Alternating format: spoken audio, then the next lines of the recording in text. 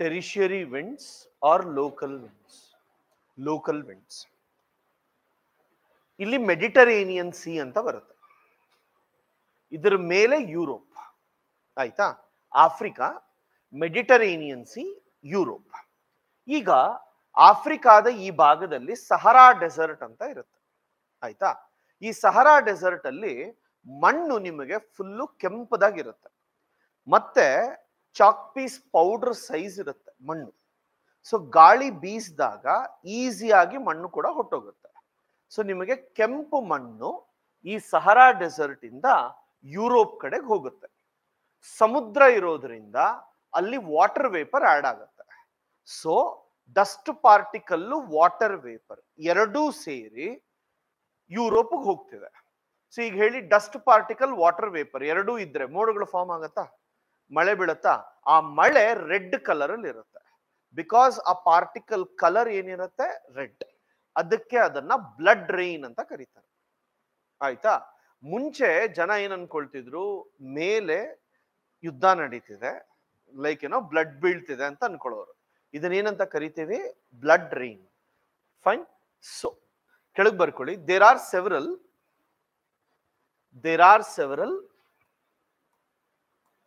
Local winds.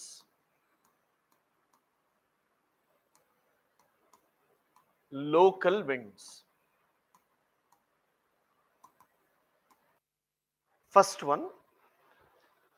One sirocco. ಆ blood rain, ಆ ಗಾಳಿ ಹೆಸರು ಬಂದು sirocco or blood rain.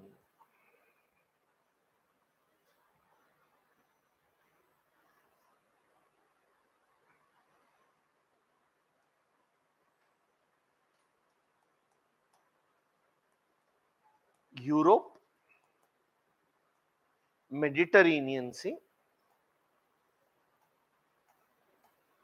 Sahara desert. Fine. Europe, Mediterranean sea, Sahara desert. ಈಗ ನೋಡಿ, ಸಹರಾ ಡೆಸರ್ಟ್ ಇಂದ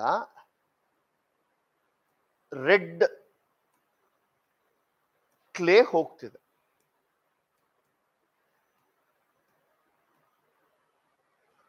ನಿಮಗೆ ಮೆಡಿಟರೇನಿಯನ್ ಸೀನಲ್ಲಿ ವಾಟರ್ ವೇಪರ್ ಸಿಗುತ್ತೆ. ಎರಡೂ ಸೇರಿ ಎಲ್ಲಿ ಕ್ಲೌಡ್ಸ್ ಫಾರ್ಮ್ ಆಗುತ್ತೆ? Europe. And it gives rainfall in Europe. Fine. ಕೆಳಗೆ ಬರ್ಕೊಳ್ಳಿ. From Sahara dessert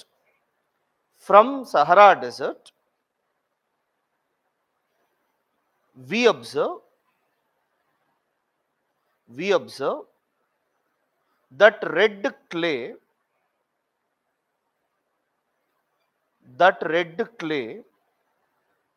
is carried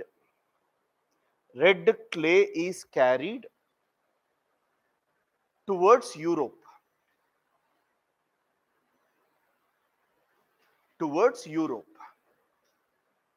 Full stop. Near Mediterranean Sea.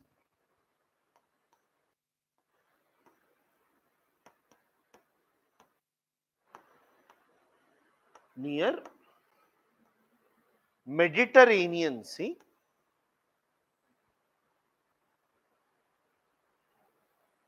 moisture is received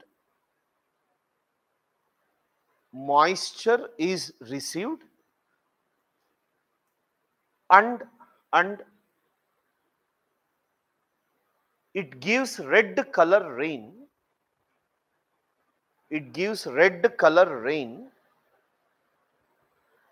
In Europe, known as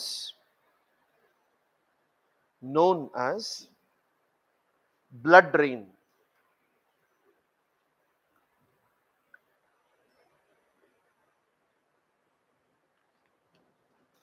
In Europe, known as blood rain. Draw ಮಾಡಿ.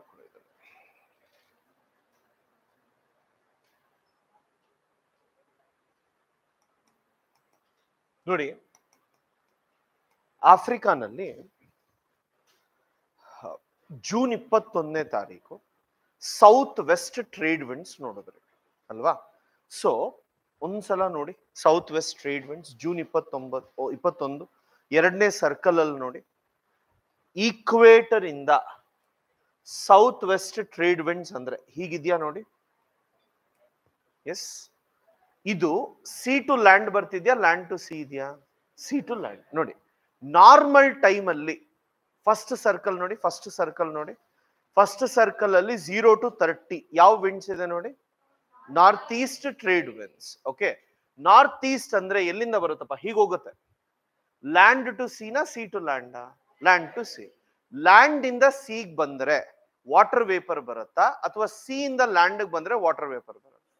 ಹಾ, so normally ಈ ಭಾಗಗಳಲ್ಲಿ ಮಳೆನೇ ಇರಲ್ಲ.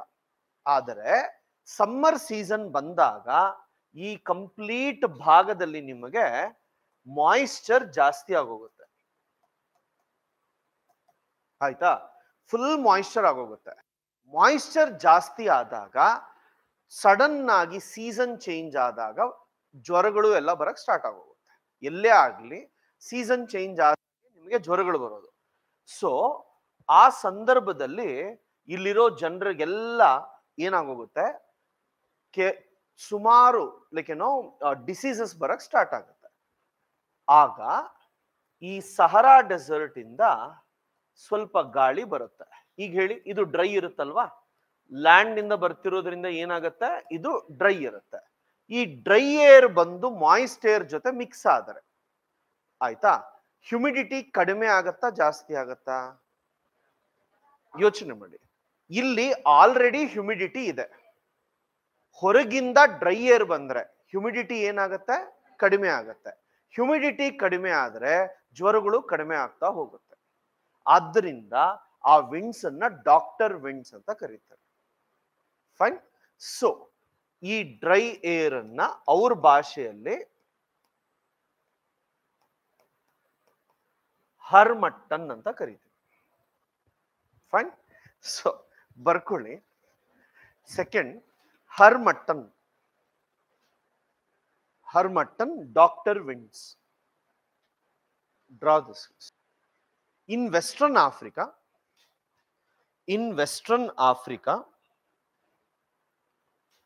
during summer season,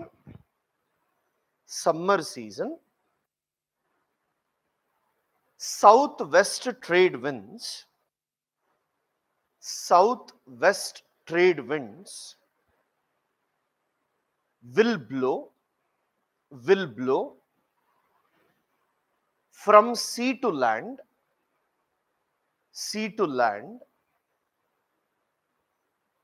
and it will increase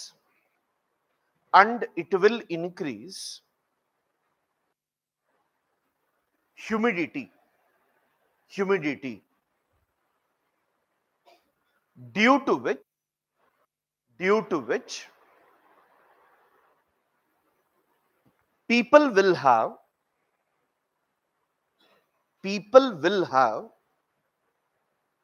more diseases.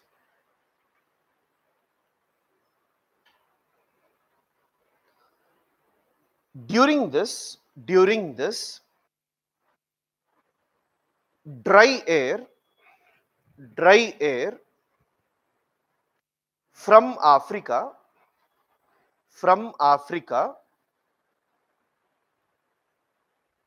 enters into this region,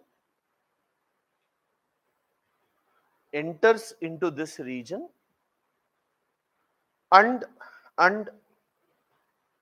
reduces humidity.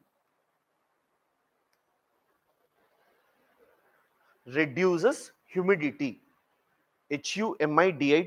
Full stop. Due to this diseases also reduces. So they are known as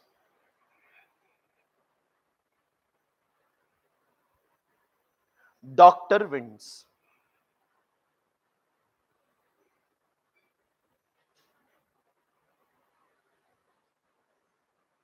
doctor winds.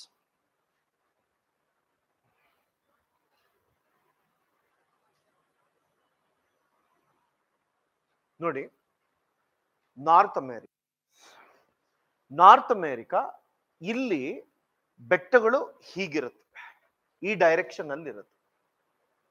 Himalayas ಈ direction ಅಲ್ಲಿ ಇದ್ರೆ ಇಲ್ಲಿ ಈ direction ಅಲ್ಲಿ ಇರುತ್ತೆ.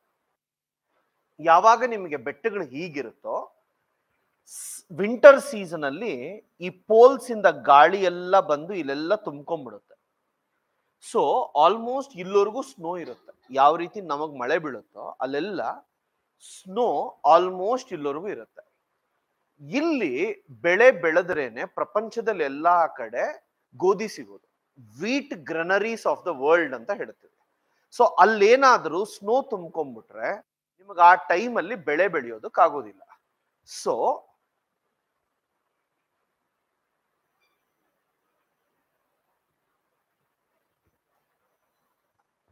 ನೋಡಿ,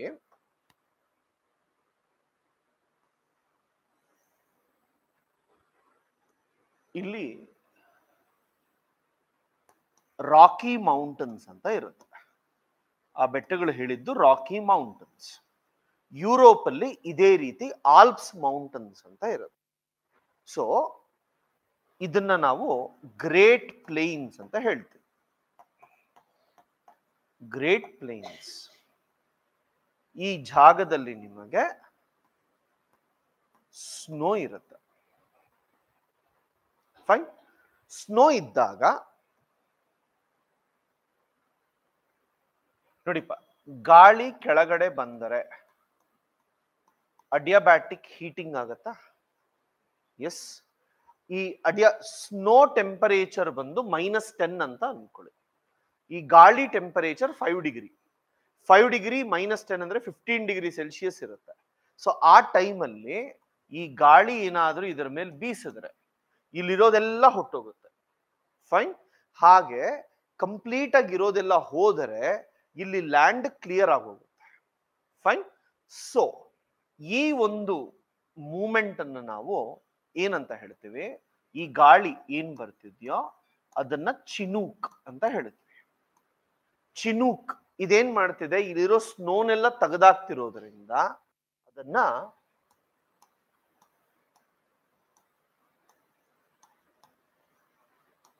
snow eater ಅಂತ ಕೂಡ ಕರೀತೀವಿ. Fine. What is snow? Chinook is what? Snow eater.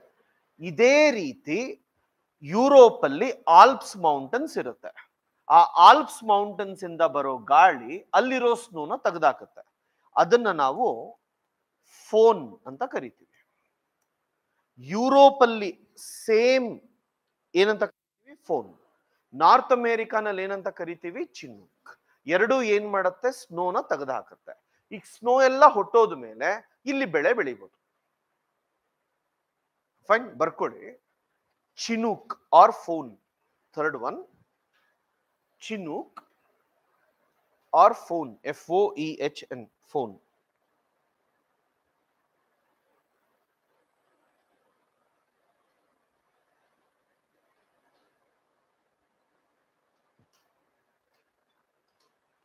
Chinook or phone. In brackets, snow eater.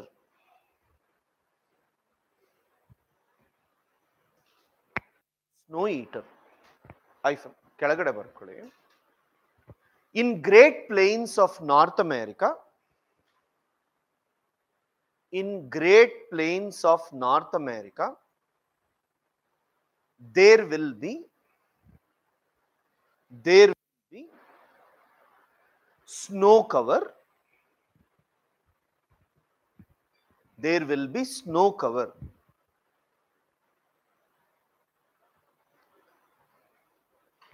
Because of this,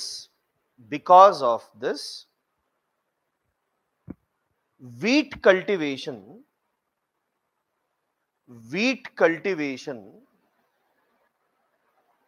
is difficult. Wheat cultivation is difficult. Next paragraph.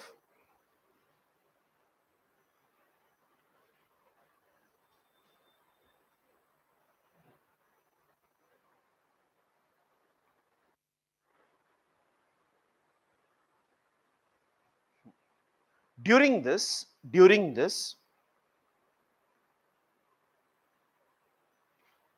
dry and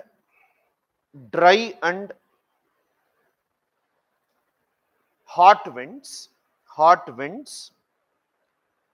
from Rocky Mountains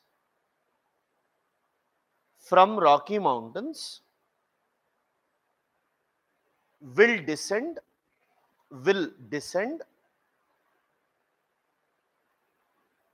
and flow over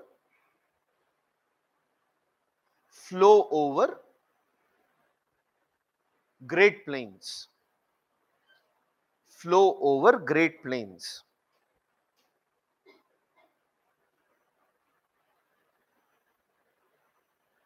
And it will remove the snow.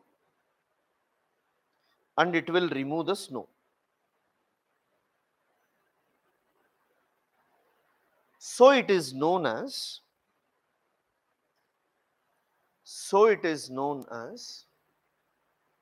snow eater.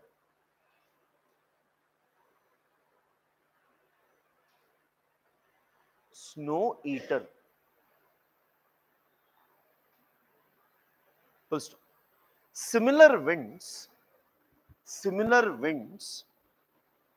are present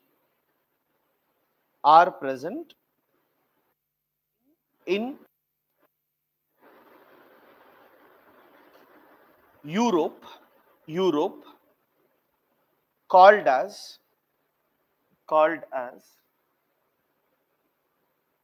Foehn, Foehn.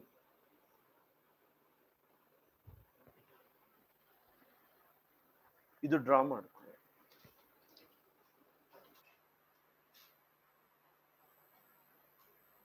ಇಲ್ಲಿ ನೋಡಿ, same place.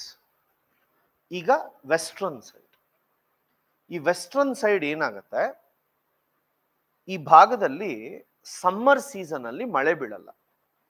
ಯಾವಾಗ ನಿಮಗೆ summer ಅಲ್ಲಿ ಮಳೆ ಬೀಳೋದಿಲ್ವೋ, ಮರಗಳಿಗೆ ಎಷ್ಟು ಬೇಕೋ ಅಷ್ಟು ನೀರು ಸಿಗೋದಿಲ್ಲ.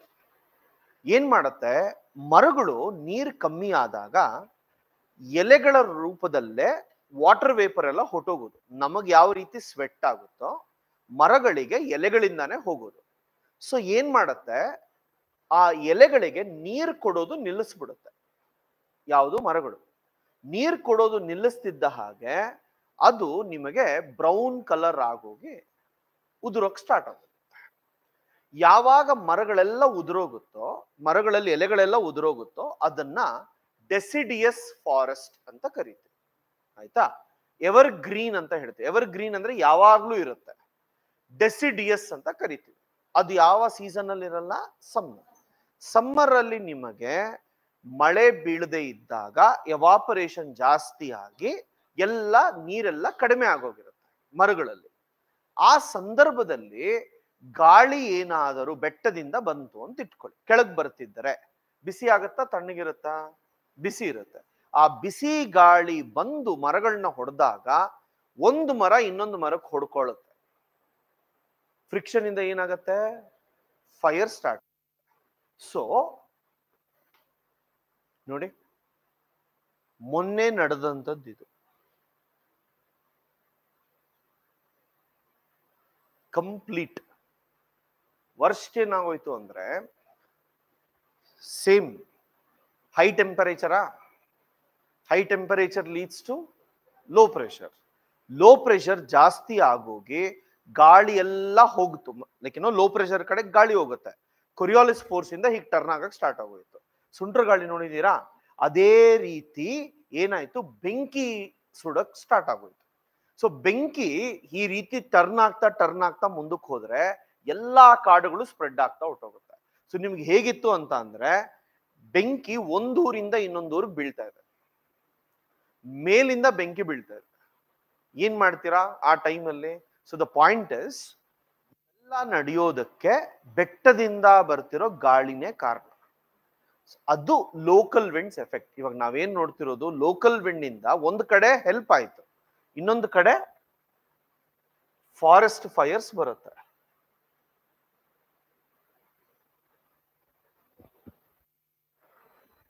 ನೋಡಿ